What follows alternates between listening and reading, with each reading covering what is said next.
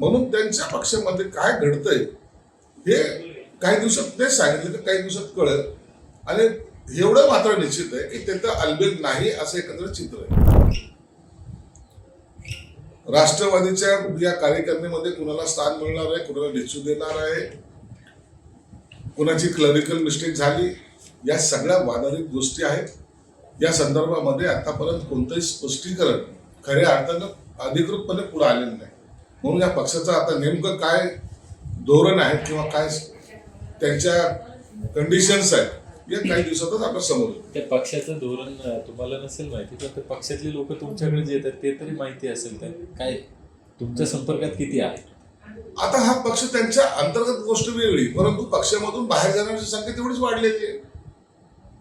काही लोक निश्चितच आमच्या संपर्कात आहेतच, आमच्याशी बोलतायत. पक्षामध्ये आता नेतृत्व कोणत्या नेतृत्वाखाली काम करायचं हा प्रश्न काही लोकांना पडलेला आहे, हे नाकारता येत नाही. म्हणून त्यांच्या पक्षामध्ये काय घडतंय हे काही दिवसात ते सांगितलं तर काही दिवसात कळत. आणि एवढं मात्र निश्चित आहे की त्याचं अलबेल नाही असं एकंदर चित्र आहे. पंतप्रधान नरेंद्र मोदी